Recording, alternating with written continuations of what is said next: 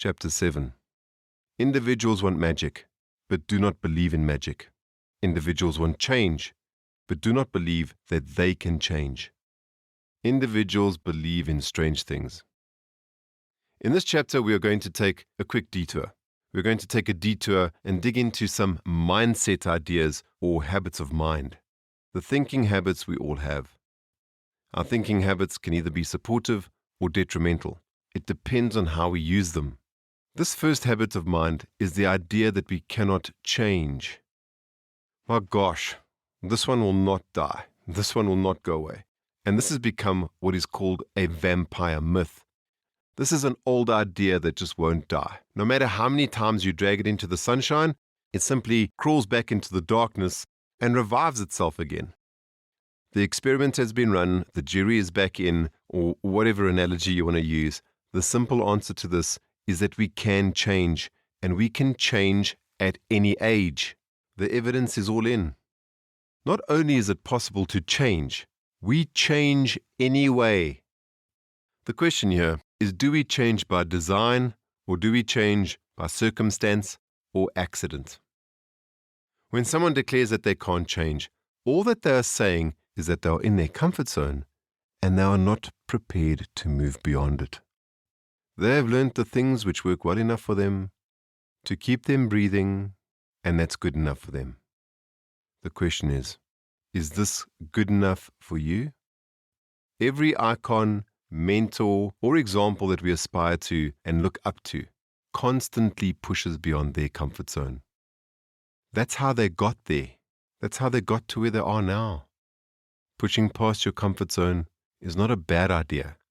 It's a fantastic idea. The next one is the magic pill syndrome. This is the idea that everything can be solved in one single magic pill. We have been conditioned since we were young that when we have an ailment, we simply go to the doctor or the pharmacy. We get a box of magic pills. We take 2 and call the doctor in the morning. Apparently, a pill fixes everything. This is good for some things. It is. But it simply does not work for everything. The crazy part is, we actually know this. And even crazier, humans live in an unconscious denial. We live in a comfortable lie. We want a magic solution, but we do not believe in magic. We don't believe that that magic solution exists. When we can move from the mystery of magic to being magically practical, this turns fantasy into reality. When we turn fantasy into reality, it makes it measurable, it makes it tangible, and makes it specific. Believe in magic, and magic will happen to you. Another habit of mind here is comparison. Now, we all do this at some level. This is not a criticism. I'm simply stating the obvious. I'm stating a habit of mind. Living your life comparing yourself to others serves a few functions. Here are just 3 of them. 1, it orientates you. It lets you know how you are doing according to your own and your common values. 2, it gives you something to work towards or move away from. It gives you mentors, and it gives you examples of what bad decisions look like. And 3, it could leave you constantly feeling bad about yourself, and this is the most common one and the deadliest. Most of the people and the things we compare ourselves to is their highlight reel. Most of what we see, especially on social media, is all the good stuff. We only see the surface stuff. It is almost never the whole picture. We have all heard the statement that the grass is greener on the other side, until we get there and discover that it's astroturf, or that it is only so green because there's so much shit there. Be aware of who you compare yourself to. Be very careful of this one. I can't stress this one enough. Even though the best thing to do is focus on wellness and staying healthy without getting ill, we all tend to wait too long, and we only seek support when it gets really, really bad. When it comes to our wellness, our internal health, the best thing to do is to do the work up front. And at some level, we say, yes, this makes sense. The idea is to stay healthy without getting ill. Even though this exists in our head, we all tend to wait a little too long, and we only seek support when things get really bad. It's only when things go bad when we realize that what we've been doing is not fixing the problem. Of course, if we learned the best strategies up front, ahead of time, then yes, then we would not have to worry about things getting worse because we can repair them before they do. It's like sending your car in for a service before it breaks down. The breakdown is way more inconvenient and way more costly than to just send it in for a service on a regular basis. However, we all tend to think that we can push it just a little bit further. The best thing to do is to do the self-work up front, before it gets harder, before it gets worse, and before it gets harder and harder and harder, and then suddenly it feels too hard. When it starts feeling harder and harder to do, this becomes overwhelming. Suddenly a simple issue becomes very complicated. What was once just a few things or something really small becomes a whole cluster of very big things. Even though I've just mentioned this and informed you of this, this flies over our heads. We only come to awareness when the damn wall breaks and the internal flooding is raging. This is when we wake up.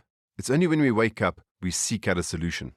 Remember, we all want to push it just a little further. Keep in mind, these are not judgments. This is simply how humans work. It's when we are aware of these mechanisms, when we catch these things up front, when we become aware that we are just pushing it a little too far. That's when we need to send the car in for a service. That is when we need to take stock of what we are doing and where that doing is taking us. Next is dealing with the positive and the negative. At the higher level, positive and negative are just judgments. However, this is in our language, and this gives us something to work with. Basic psychology and therapy, these tend to first start with the negative, even though their intentions are very positive. Basic therapy tends to start with the question, what do you perceive is wrong with you? This is not a bad place to start. This needs to be done to create contrast and to measure progress. The idea is to go from a low number to high numbers. And even if your numbers are already high, then how can we push them even further? How can we increase them even higher? Personally, I tend to lean to the positive side, the optimistic side. I'm totally optimistic for being better and feeling better. This is my goal, my role, and my purpose for this. In general terms, not everyone is here. Sometimes the number is in the negative. Then my question is, how do we move from being in the negative to being in the positive? And then ultimately, how do we push that number and get you to 100? And when I say 100, it's whatever that means for you. It's to get you to your ultimate place. It's whatever being at 100 means for you. Next is dealing with the self-talk and the inner voices just firing off without our permission. Sometimes we can hear it. Most of the time we can't. And the inner self-talk we're going to deal with here is the self-talk of, this will never work for me, or I will never get this right. Well, as Henry Ford said, whether you believe you can or you believe you can't, both ways you are right. Whether you believe that this will never work for you or believe that this will work for you, either way, you are right. It comes down to this little voice firing off in your head. This little voice firing off inside of you, I call this the inner critic. I've done a lot of recordings on this one. Your inner critic is constantly trying to keep you safe, and that's important. Let's not fire our inner critic yet. And your inner critic tries to keep you safe by keeping everything the same. No matter where you are in your comfort zone, as long as we are breathing, it wants to keep everything the same. The way your inner critic does this is to constantly criticize you. Constantly criticize you, question your judgment, and ultimately be distrusting of anything new. Your inner critic is suspicious and is constantly looking out for danger. On the one hand, this is a really good thing, until it is not. Ask yourself a simple question. Who is really in charge of your life? Your inner critic, the one who is constantly judging yourself, or is it you, the one who wants a better life? What is it going to take to silence your inner critic so that you can be free and breathe that sigh of relief that you crave? Well, of course, you can use these tools. And one of the tools for this is somatic quietening. When you calm down the signal-to-noise ratio so that you can hear all these little subtleties in the background. When you're checking for assumptions and assertions, in other words, the difference between opinions or fact. When you bring all of this into your awareness and know that you're standing at that fork in the road, the one path leads you to hell and the other one takes you to your happiness. And simply ask yourself, Which choice am I going to make? You see, these tools work really well here. This internal dialogue and these feelings are also connected to trust. At some level, you're asking yourself if you can trust me. Your inner critic is also chiming in on this. Your inner critic tends to fire off with things like, I will only trust them when, and then fill in the blank. When you go first, or you do these things for me, whatever it is. The big question with trust is, what will it take for you to trust yourself? Can you trust yourself? When we arrive at this trust thing with the attitude of, well, I'll only trust you if you go first. Okay. What do you think this is? What do you think this presentation is? Imagine if two individuals needed to trust each other. They're sitting in a room staring at each other, and they both needed to trust each other to get out of the room. Imagine if their inner dialogue was, I'll trust you when you go first. I'll trust you when you go first. No, I'll trust you when you go first. Well, if you go first, then I'll trust you. Well, that's fine. I'll trust you when you go first. And so on. This would be an infinite tennis match of just hitting the ball back and forth the whole time and going nowhere. When it comes to these tools, even if you ask yourself, I wonder if I can trust this. I created this so that you can become aware of these things. How much more would you require from me before you'll make a move? Before you'll do something with this? All of the above mentioned in this chapter is all part of your toolbox. It's all part of your inner workings. It's all part of the tools that you need to start working on them. Each tool and inner mechanism is all connected. It's kind of like your ankle's connected to your shin's connected to your knee's connected to your hip. Oftentimes we just don't see the relationship between the hip and the ankle.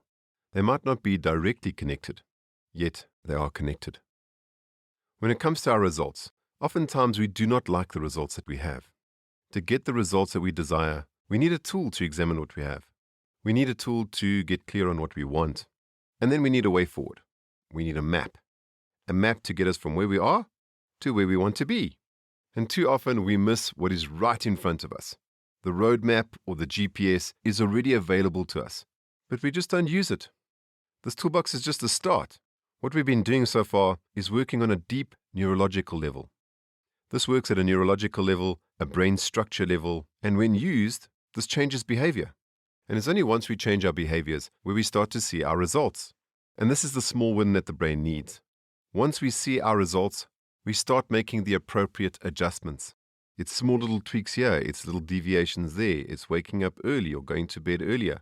It's small little changes which make the big difference.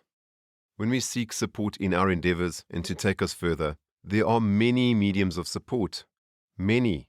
There are books, there are schools, there are coaches, there are mentors, there are movies, good friends, counselors, seminars, workshops, and more. There's a whole lot of stuff. There are many mediums of support. Personally, I've used all of these. My personal weapon of choice, or tool for that matter, I personally prefer workshops, how-to guides, and fantastic mentors. I make sure that I'm in orbit of at least 3 good mentors at all times, at minimum. We all have our own preferences. We all have our own tools and our own mediums for support. To support us in our endeavors and to take us further, there are many different mediums of support. Engage in these for support, not for entertainment.